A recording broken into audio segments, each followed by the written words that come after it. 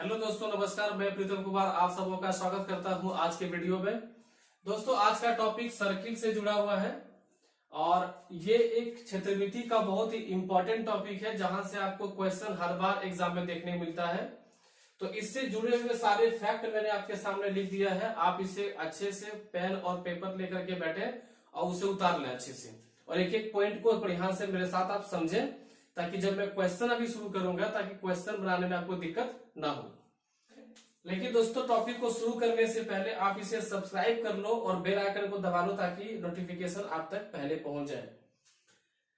तो सबसे पहले हम लोग देखेंगे वृत्त के सामान्य परिचय को लेकर के। फिर हम लोग इससे जुड़े हुए देखेंगे कि इसमें चाप का क्या फॉर्मूला होता है या चाप क्या होता है। फिर हम लोग देखेंगे लघु त्रिज्यखंड को देखेंगे, फिर लघु वृत्तखंड को देखेंगे और दीर्घ वृत्तखंड को देखेंगे। तो बारी बारी से ये चारों टॉपिक को देखेंगे और हम लोग उसके बाद क्वेश्चन में इसका प्रयोग करने सीखेंगे।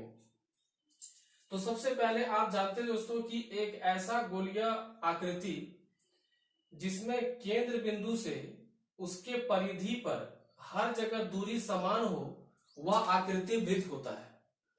तो इसमें खास बात क्या ध्यान रखना है कि इसमें जो केंद्र होता है, केंद्र से लेकर के इसके परिधि तक की जो दूरी होती है वो हर तरफ समान होता है और उसे हम लोग क्या कहते हैं, त्रिज्या कहते हैं। और उस त्रिज्या को हम लोग आर से इंडिकेट करते हैं, यानी डिनोट करते हैं। तो दोस्तों, अब इसमें एक चीज और ध्यान देना है कि त्रिज्या को अगर हम इधर पूरा बढ़ा दें तो ये पूरा यहां से लेकर के यहां तक जो रेखा होगा उसे हम लोग क्या कहते हैं दोस्तों, उसे व्यास कहते हैं। व्यास को हम लोग डी से इंडिकेट करते हैं। तो व्यास को हम दूसरी भाषा में ये भी कह सकते हैं कि त्रिज्या का दुगुना ही व्यास होता है। जैसे हमने लिखा भी है कि व्यास त्रिज्या का दुगुना होता है। यानी हम यहाँ पर लिख सकते हैं कि d बराबर 2r। ध्यान दीजिएगा, लिख सकते हैं d बराबर 2r।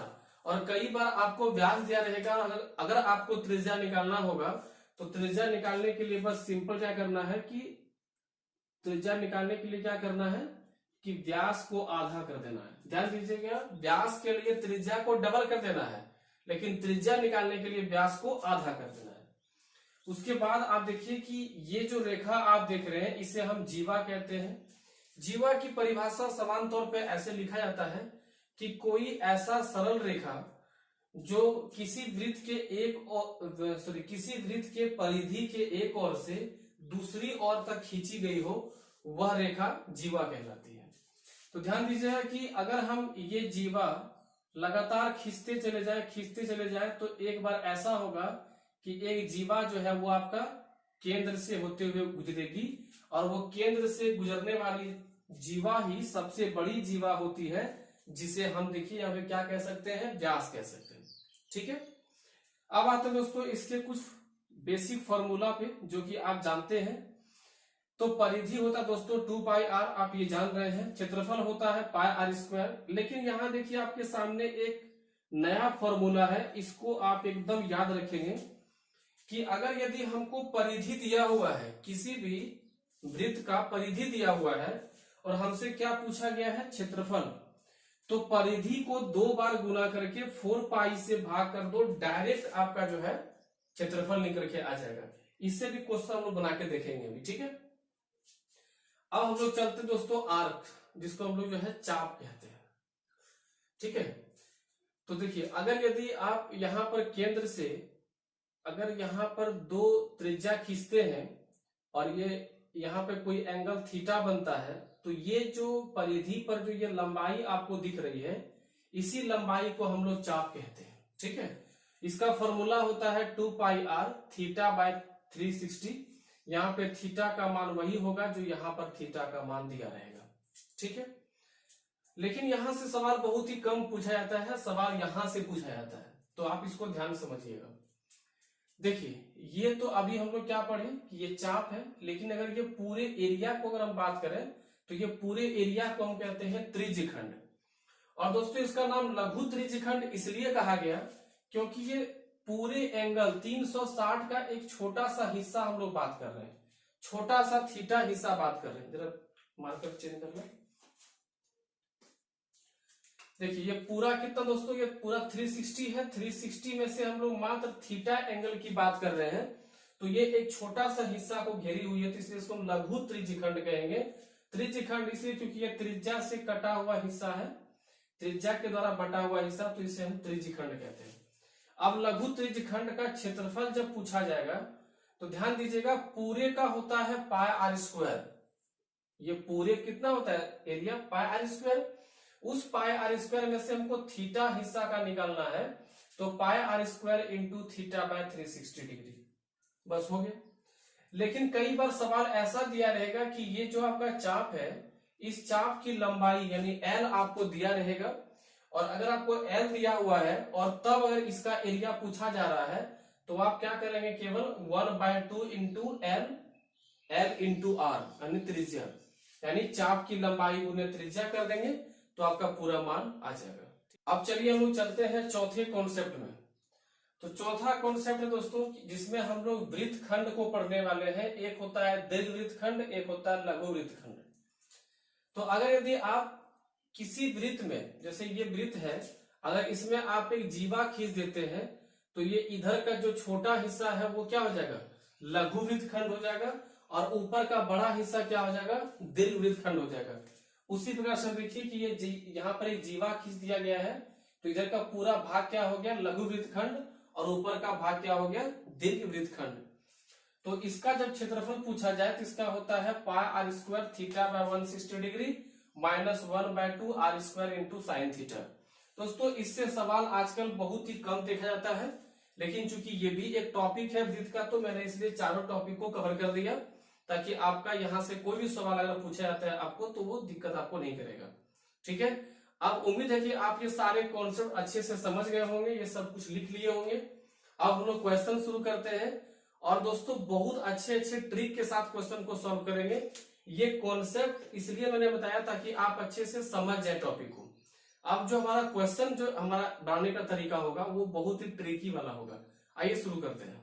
तो दोस्तों आज का पहला क्वेश्चन देखते हैं, और ये सवाल जो आपके सामने लिखा हुआ है, ये सवाल आप कई बार एग्जाम में आप देखे होंगे, कई बार प्रैक्टिस सेट में आपको मिला होगा, और आपकी किताब में भी ये क्वेश्चन कई जगह दिया हुआ है। तो पहले क्वेश्चन को पढ़ के देखते हैं, और आप में से जिसको आता है आप अटेम्प्ट कर लें, और देखिए कि मेरा क्या तरीका होगा। इसमें आपको मैं एक ऐसा ट्रिक देने वाला हूं कि ये सवाल आपको 5 सेकंड से कम टाइम में आप बनाएंगे। ये मेरी गारंटी है कि ये सवाल आपको 5 सेकंड से अधिक खर्च नहीं करने देंगे। क्वेश्चन देखते हैं क्या है। 14 मीटर वर्गाकार घास के मैदान के चारों कोनों पर 4 घोड़े समान लंबाई की रस्सी से बांधे हैं, तो उनके द्वारा न चरे जा सकने वाले घास का क्षेत्रफल क्या है। दोस्तों ट्रिक को समझने से पहले एक बार आपको थोड़ा क्वेश्चन में समझा दे देता हूं, पूरा फिगर बना करके कि क्वेश्चन क्या है। देखिए जैसे ये एक वर्गाकार मैदान है, और इसके कोने पर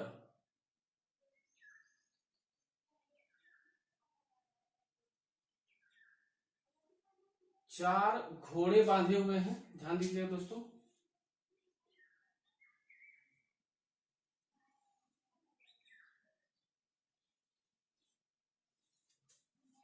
यहां पर ये सटा हुआ होगा। ठीक है, अगर यदि ये वर्ग का पूरा 14 सेंटीमीटर, सॉरी 14 मीटर अगर ये भुजा दिया हुआ है, इसका मतलब कि ये 7 और ये 7, ये भी 7, ये भी 7, ये भी 7, ये भी 7। इसका मतलब हम कह सकते हैं कि जो वृत्त का जो त्रिज्या है, जो आर है, वो कितना है, 7 सेंटीमीटर है। ये आपको केवल आर को समझना है। ऐसे सवाल में आप आर कैसे समझेंगे उसको आप ध्यान से देख लीजिए। ठीक है, ये जो एरिया है देखिए, यहां तक तो ये घोड़ा पहुंच नहीं पाएगा भाई, क्योंकि अगर आप घोड़ा यहां बांधे हो तो वो ये घोड़ा इतना ही घूम रहा है। अगर आप घोड़ा यहां बांधे हो तो ये घोड़ा इतना ही घूम के चलेगा। अगर यहां बांधे हो तो ये इतना घूम के चलेगा, और यहां बांधे हो तो ये इतना घूम के चलेगा, अगर इस कोना में है। लेकिन ये वाला जो भाग है भाई, यहाँ पे घोड़ा पहुंच ही नहीं पाएगा, तो इसको कैसे चलेगा।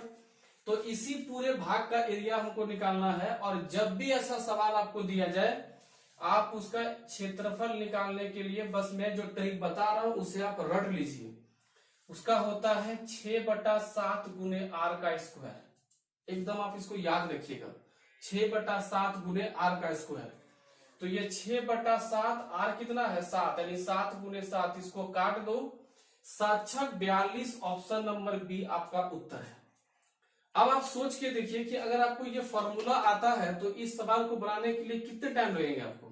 5 सेकंड लगेंगे कि नहीं लगेंगे? इसलिए मैंने कहा था कि ये सवाल आपको 5 सेकंड से अधिक इसमें आपको नहीं लगाना है। ठीक है, आप इस क्वेश्चन के ट्रिक को लिख के रखें, इसको आप याद रखें कि क्या इसका ट्रिक था।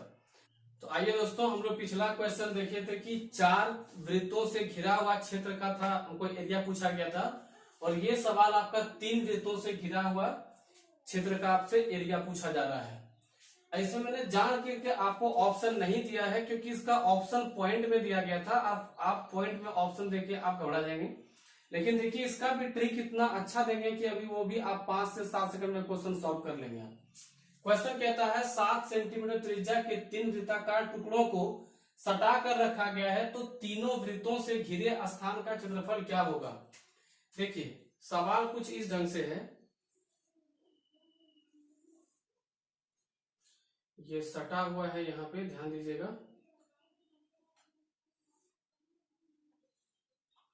ठीक है, अगर इस तरह से मिला देंगे तो देखिए अगर 7 सेंटीमीटर त्रिज्या है तो ये भी 7 होगा, ये भी 7, ये भी 7, ये भी 7, ये भी 7, क्योंकि यहां से यहां तक ये त्रिज्या ही है, यहां से यहां त्रिज्या, ये भी त्रिज्या है आपका, ये भी त्रिज्या है, यहाँ त्रिज्या, ये भी त्रिज्या है। तो इस हिसाब से देखिए तो ये 14 सेंटीमीटर, ये 14 और ये 14, इसका मतलब कि ये समबाहु त्रिभुज आपको बीच में दिख रहा है। तो जब भी ऐसा सवाल आपके सामने आए कि समबाहु त्रिभुज की स्थिति बनने का हो और 3 वृत्त एक समान के हों और तीनों सटे हुए हों, तो और अगर आपको इस क्षेत्र का एरिया पूछा जाए तो दोस्तों इसका मैं ट्रिक दे रहा हूं आपको, उस ट्रिक को आप ध्यान से याद रखिएगा कि ट्रिक क्या था। फिर देखिए क्वेश्चन आपका चुटकी में सॉल्व हो जाएगा। तो दोस्तों ट्रिक ये है कि इसका एरिया निकालने के लिए आप क्या करेंगे, 4/25 गुने r का स्क्वायर, आप इसको याद रखेंगे। ठीक है, कई सारे वैल्यूज हम लोग को भी याद रखने होते हैं ताकि सवाल को कम टाइम में सॉल्व कर सकें। अब इसको अगर प्रोसेस से जाएंगे दोस्तों तो 1 से 2 मिनट तक खर्च हो सकते हैं, लेकिन एग्जाम में टाइम बचाना है और ये सारे क्वेश्चन पूछे गए क्वेश्चन है।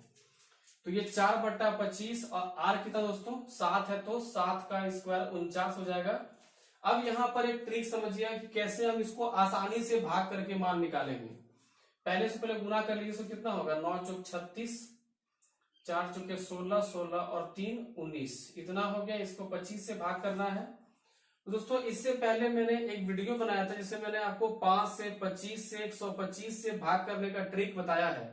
ठीक है, तो 196 को 25 से भाग करना है, तो इसको आप 4 से पहले गुना कर दो। कितना हो दोस्तों, देखिए 6 चौका 24, 9 चौक 36, 36 और 2 38, हाथ में 3, 4 एकम 4, 3 7।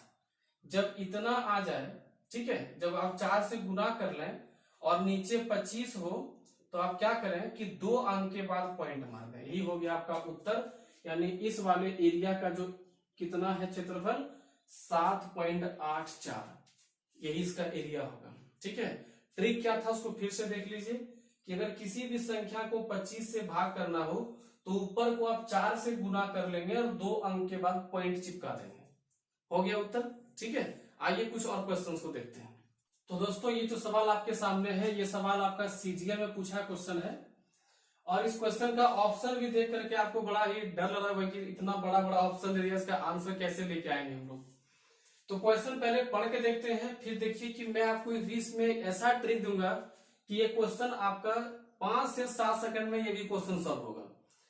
तो दोस्तों क्वेश्चन ये है कि दी गई आकृति में 3 समान क्षेत्रफल वाले वृत्त हैं, इनमें से प्रत्येक का क्षेत्रफल 154 सेंटीमीटर स्क्वायर है, तो इन पर बने बड़े वृत्त की त्रिज्या क्या होगी। यानी ये तीनों वृत्त जो है वो समान क्षेत्रफल के हैं। यहाँ थोड़ा सा ये बनाने बड़ा हो गया दोस्तों, लेकिन ये तीनों सेम एरिया का है और इस पर ये एक वृत्त बना हुआ है। तो ये बड़े वाले का पूछा गया कि इसका त्रिज्या का माप क्या होगा। तो मैं जो आपको बता रहा हूं आप उस हिसाब से क्वेश्चन को सॉल्व करिए, ये क्वेश्चन बहुत ही आसानी से सॉल्व होगा। सबसे पहले कि अगर यदि प्रत्येक का एरिया 154 है, मतलब ये भी 154, ये भी 154, ये भी 154, तो सबसे पहले छोटा किसी भी वृत्त का एक आर निकालते हैं। तो पाई आर स्क्वायर का मान हमको दिया है 154, तो पाई को 22/7 गुने आर स्क्वायर बराबर 154, 22 से काटो दोस्तों तो ये 7 में कटेगा, तो आर स्क्वायर का मान हो गया 7 गुने 7 49, तो आर का मान हो गया 7। यहां तक कोई दिक्कत नहीं, हम लोगों ने यहाँ पे आर निकाल लिया। यानी सभी छोटे वृत्त का त्रिज्या प्रत्येक का कितना है, 7 सेंटीमीटर है। अब क्या करना है, जब भी ऐसा सवाल रहे और बड़ा त्रिज्या पूछा जाए, यानी बड़े वाले वृत्त का त्रिज्या पूछा जाए, तो लिखिएगा 2 + √3/√3 इंटू आर। बस यही होता है इसका फॉर्मूला, यही ट्रिक होता है, इसको आपको याद रखना है। अब अगर इसको पूरे को हम 7 से गुना करेंगे, क्योंकि यहाँ पे आर कितना दोस्तों 7 है, तो 2 + √3/√3 इंटू 7 करेंगे, तो 7 दूनी 14 प्लस 7 गुने √3 और नीचे √3, यानी आपका ऑप्शन नंबर बी उत्तर होगा। तो अगर यदि आपको ट्रिक ये याद रहता है तो ये सब सवाल आप कुछ सेकेंडों में करके आप सॉल्व कर सकते हैं। हम लोग सुनते हैं कि कुछ लोग जो है 25 से 25 क्वेश्चन सॉल्व करके आता है, तो उन लोगों के पास ये सब ट्रिक होना बहुत जरूरी है और उनके पास ये ट्रिक होता भी है, तभी वो क्वेश्चन को सब सॉल्व करके आ पाते हैं। वरना कोई इतना तेज नहीं कि वो सब प्रोसेस से क्वेश्चन को सॉल्व करेगा और वो कम टाइम में 2500 क्वेश्चन सॉल्व करके आ सकता है। ठीक है, तो आप भी इन सारे ट्रिक को याद रखिएगा, कई बार आपको ये क्वेश्चन मिलेंगे, वहां पे आपको ये काम देगा। आइए कुछ और क्वेश्चंस को देखते हैं। आइए दोस्तों अगला क्वेश्चन देखते हैं। ये क्वेश्चन थोड़ा ठीक ठाक है क्योंकि ये सवाल आपका रेलवे में पूछा क्वेश्चन है। क्वेश्चन कहता है एक वृत्त की परिधि यानी सर्कमफेरेंस और त्रिज्या के बीच का अंतर 37 सेंटीमीटर है, तो उसका व्यास क्या होगा। दोस्तों परिधि क्या होता है 2πr और त्रिज्या में अंतर कितना है 37। अगर हम r कॉमन कर ले तो 2π - 1 बराबर 37 हो जाएगा। r इंटू पाई का मान 22/7 - 1 बराबर 37। यानी कितना दोस्तों देखिए सॉल्व करिए, यहीं पर टाइम कम इन्वेस्ट करना हम लोग को। 22 दूनी 44/7, यानी यहाँ पे अगर हम लिखिए ताकि आपको दिक्कत नहीं हो, लिख ही दे रहे हैं। अगर हम यहां से घटाएंगे, अगर भिन्न का घटा करेंगे तो 7 एकम 7 44, 44 में 7 गया तो कितना बचे दोस्तों, यहाँ बचेगा 37/7 बराबर 37, 37 कट गया तो आपका r का मान आ जाएगा 7। अगर r 7 है दोस्तों तो व्यास कितना होगा, व्यास त्रिज्या का डबल होता है, यानी आपका व्यास हो जाएगा 14 सेंटीमीटर। तो बहुत ही आसान क्वेश्चन था ये। चलिए एक और क्वेश्चन को देखते हैं। तो दोस्तों ये क्वेश्चन आप बहुत ही छोटा सा क्वेश्चन है, लेकिन मैं आपको दिखाना चाहता हूं कि जो मैं आपको नोट पॉइंट समझा रहा था कि परिधि से जुड़ा हुआ जो क्षेत्रफल का फॉर्मूला होता है उसको कैसे हम यूज करेंगे। क्वेश्चन है एक वृत्त की परिधि 44 सेंटीमीटर है, तो इसका क्षेत्रफल क्या होगा। तो दोस्तों हम लोग पढ़े अभी जस्ट कि क्षेत्रफल होता है वृत्त का परिधि गुना परिधि बटा 4π। तो परिधि कितना है 44, तो 44 गुने 44/4 गुने ये कितना दोस्तों, ये होगा 22/7, तो 7 ऊपर चला जाएगा, 22 से काटोगे 2 बार में, 4 से काटोगे 11, 4 यहाँ खत्म हो गया। ठीक है, अब इसका गुना करना है, 11 गुने 22, 22 गुने 7 होता है 154, तो 154 सेंटीमीटर स्क्वायर इस वृत्त का जो है क्षेत्रफल होगा। तो आप देख रहे हैं कि इसमें आपको कितना आसानी हुआ कि आपको इसमें r भी निकालना नहीं पड़ा और आपका क्वेश्चन सॉल्व हो गया। नहीं तो हम लोग क्या करते हैं कि हम लोग पहले इसमें r निकालते हैं, फिर हम लोग πr² करके हम लोग निकालते हैं एरिया। देखिए उतना लंबा जाने काम नहीं है, आप इस तरह से क्वेश्चन को सॉल्व कर सकते हैं। तो दोस्तों अगर वीडियो आपको पसंद आया है तो इसे आप लाइक करें, दोस्तों कमेंट जरूर करें और अपने दोस्तों तक शेयर करें। और फिर से मैं आपको बोल रहा हूं कि जो भी लोग पहली बार आप इस चैनल पे जुड़े हैं आप इसे सब्सक्राइब जरूर करें दोस्तों। फिर मिलते हैं अगले वीडियो में, तब तक पढ़ते रहिए, स्वस्थ रहिए, नमस्कार।